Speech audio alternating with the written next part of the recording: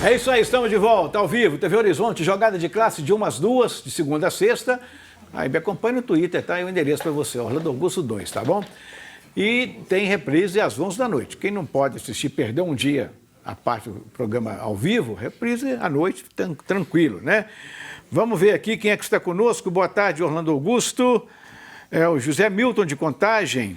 Adoro assistir o Jogada de Classe, TV Horizonte. Você apresenta com humildade e sinceridade. Seus comentaristas também estão de parabéns. Comentam sem bairrismo e com isenção, sem estardalhaço. Porque se fizer isso, eu chuto um por um. Né? Graças a Deus, eles compreendem a nossa ideia aqui. Boa tarde, Antônio Carlos do Caiçara, sempre ligado. Também já assisti várias apresentações da sua banda. Ô, cara, legal, obrigado. Na próxima vez, me cumprimenta lá. O América é muito azarado. Logo agora que o time tem o time melhor e mais organizado do campeonato, vai ter paralisação. Aí os pernas de pau vão ter tempo para treinar mais. Os pernas de pau dos outros clubes, naturalmente, né? Legal, meu caro. Muito obrigado, gente, pela parceria aqui conosco, sempre mandando os seus recados e tal. Chico Sá Veículos. Quando eu falo em Chico Sá Veículos, logo você vem à mente. Opa, é onde eu vou comprar o meu carro. Porque é a melhor empresa de venda e compra de carros usados. Usados e, claro, seminovos também. Com mais de 30 anos, aí não vou aumentar não, né? Mais de 30 anos de experiência, a Chico Sá Veículos já se tornou referência no mercado de carros em BH. 30 anos, meu filho, numa empresa só é muita coisa. Aceita seu carro usado na troca, divide sua entrada em até 12 vezes nos cartões de crédito. Chico Sá Veículos fica muito bem localizado, fácil de encontrar.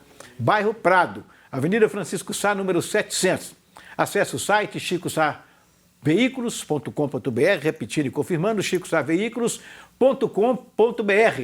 Ligue para lá hoje ainda. Com certeza, você será atendido por quem conhece de compra e venda de carros. O telefone 3371-2501, 031 DDD 3371-2501. Dê uma missão para o nosso Guido Jorge. Vamos à resposta da missão. Orlando, o Alexandre Matos, né, começou o seu trabalho e ele fez Te cortar, perdão. Sim. Será que isto já é uma missão do Alexandre Matos ou isso já vinha sendo costurado? Eu tenho a impressão que isso já vinha sendo costurado. Eu não vou saber te dizer isso, né, mas se já vinha ser costurado, colocaram na conta dele.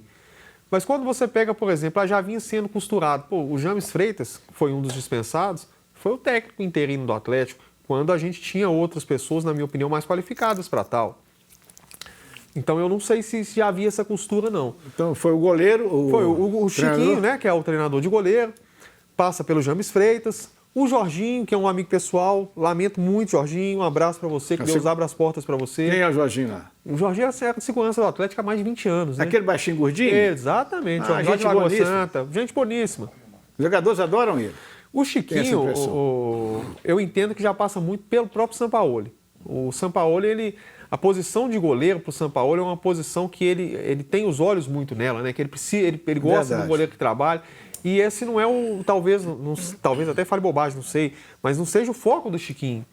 E por isso eu acredito que essa mudança ocorreu. E tem mais 4 saíram lá no dia de ontem, né? O Alan tem os nomes aqui. Eu acho que o que tem que ter muito cuidado é quando, por mais que o Sampaoli já tenha trabalhado no Campeonato Brasileiro ano passado, eu acho que mesmo o treinador estrangeiro, quando ele chega num ambiente novo, sair cortando todo mundo é muito complicado para a transição, para a adaptação dele no clube. Ele precisa conversar com os profissionais que estão ali há mais tempo. E aí também o Atlético, né, importância de ter uma comissão técnica permanente para ajudar nessa chegada do Sampaoli e fazer uma adaptabilidade mais rápida possível. Né? Isso que o Caio está falando é muito importante, assim, porque o Atlético também demitiu Bernardo Mota e o Neguete, analistas de desempenho, sendo que já tinha demitido mais pessoas desse departamento na semana passada, não é a primeira demissão nesse sentido. E aí, aí é opinião, e vai muito parecido com o que o Caio falou. Para você contratar novos nomes para essa função, aí o torcedor já está falando em Robertinho. O Robertinho disse que ainda não foi convidado, mas que aceitaria, seria uma honra trabalhar no Atlético. Mas não tem multa no contrato dele. O que ele passou é que não tem multa. E que aceitaria voltar, inclusive, porque ele foi para lá porque não viu não tinha outra saída. Com o coronavírus, né, Portugal... E o Alverca, se eu não estou enganado, é um time bem pequeno. Segunda divisão. Então ele aceitaria voltar. Com certeza. O torcedor já está especulando tudo isso. E ele teria, sim, essa possibilidade. Mas o mais importante, seja o Robertinho, seja qualquer outro nome, é contratar um profissional que vai ser parte da comissão permanente. Porque vai entrar treinador, vai sair treinador, e o Atlético precisa ter a sua comissão, enquanto clube, enquanto instituição. E o ponto colocado, se já estava sendo costurado ou não, é, na minha opinião, mais um erro do Atlético, porque o tempo de você costurar isso é em dezembro do ano passado, é fazer um planejamento. Não é agora, no meio da temporada, fazendo tudo de qualquer forma. Com certeza. Bom, enfim, é isso aí. Vamos agora ver e ouvir o Gabriel, o zagueirão Gabriel, que está se dando bem até agora. Parece que ele entendeu também, pelo menos no primeiro jogo, a filosofia de jogo imposta pelo novo técnico. Fala, Gabriel. Para a gente manter a posse de bola, mas logicamente não deixando o jogo ficar lento. Na hora que temos que ser verticais, na hora de buscar o gol, temos que buscar. Então, na hora que temos que manter a posse de bola, mantemos a posse de bola. Então, tudo temos que achar um equilíbrio, né? Temos que achar esse momento, esse ponto certo. Não pode ser uma posse de bola inútil. Então, essa posse de bola aí agrega muito, mas sabendo usar ela no momento certo. E a questão dos passes também é um trabalho que vem sendo feito. Para quem dá o passe, é muito importante você ter a linha de passe. E quando você tem a linha de passe, tudo se torna mais fácil, né? Então, essa estatística é de todo o grupo que dá linha de passe para você sair jogando, para você quebrar umas linhas. Então, é um trabalho que vem sendo muito bem feito. É um trabalho muito promissor, é um trabalho que dispensa comentários em termos de qualidade, né? É um time que voltou aquele Atlético de querer atacar, de querer buscar o gol o tempo todo. Então, creio que isso é um fruto de um trabalho que já começou sendo bem feito. Foi apenas a primeira semana. Imagina daqui 1 mês, daqui 2 meses, temos certeza que vamos estar evoluindo. Então, tenho certeza que vamos fazer um grande ano. Ok, tá aí o Gabriel entendendo, enchendo a bola do técnico, que é isso mesmo. Que a expectativa é exatamente essa, que haja uma produção muito melhor do que vinha acontecendo anteriormente e tal. E agora veja você, né? Traça um técnico de uma seleção, apesar de ser a seleção venezuelana, mas merece respeito, traz comissão técnica, etc e tal, enche a bola do cara e a torcida busca no aeroporto e a coisa deu errado, deu tudo errado. O futebol... O que eu posso colocar o futebol? Eu fiz até... Caixinha de surpresa, eu gostei. Mas quem falou isso? A Carol. A Carol não deve ter 15 anos. Acho que 14 anos que ela tem, né? Jovem Carolzinha. Quantos anos que a Carol tem? Tem uns 23, né, Carol? Tô falando bobagem? 24, tá falando lá. A Carol falou que caixinha de surpresa, Carol, é um negócio tão antigo, antes do Cafunga. Futebol caixinha de surpresa, tá certo. A principal característica do futebol é a imprevisibilidade, né?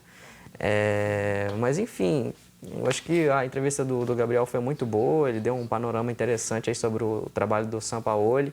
É um treinador fora de série e eu acho que a gente tem que usar muito para aprender também, sabe, Orlando? A gente vive uma crise dentro do futebol brasileiro de que o estrangeiro, um certo preconceito também, então acho que até um fato do Brasil pensar, analisar, ver o que dá para aprender com quem vem de fora e evoluir também o futebol brasileiro.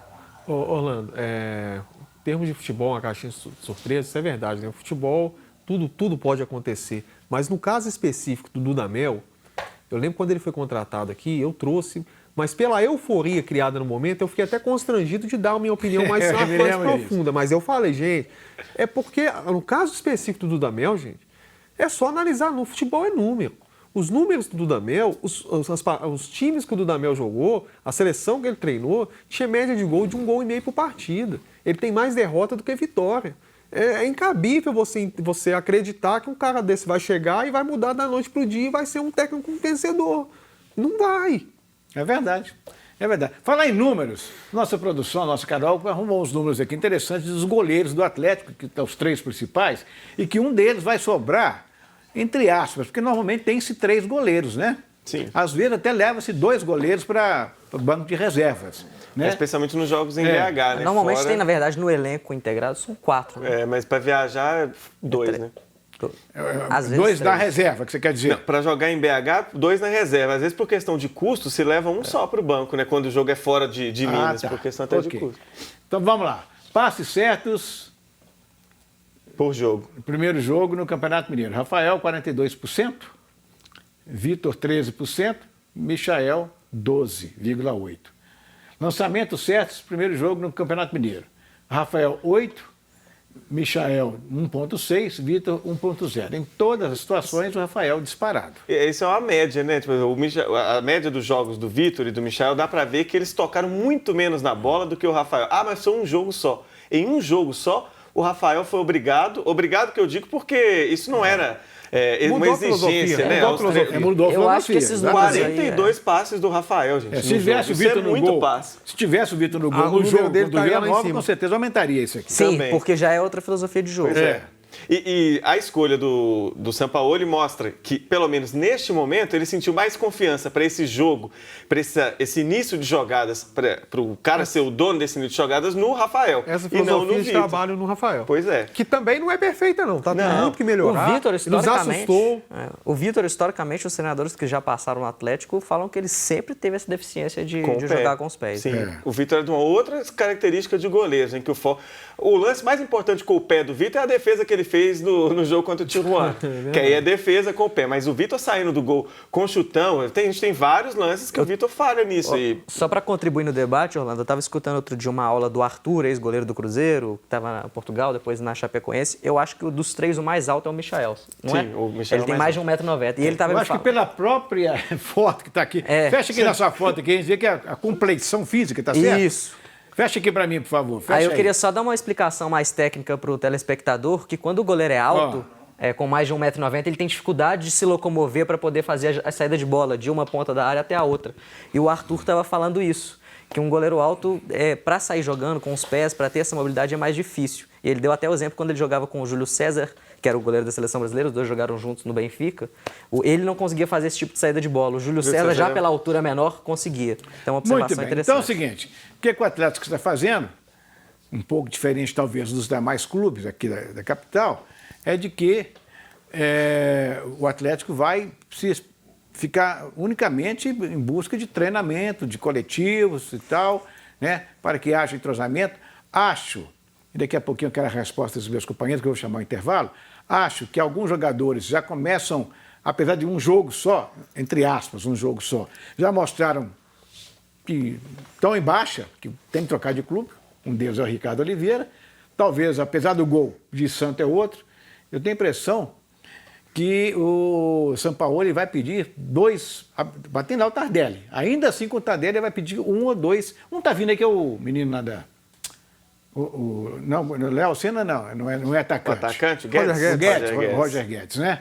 O Roger Guedes deve estar vindo aí. Mas, enfim, a gente volta daqui a pouco para comentar também este assunto. Vamos voltar ao Cruzeiro e falar também dos outros clubes do Campeonato Mineiro. Até já.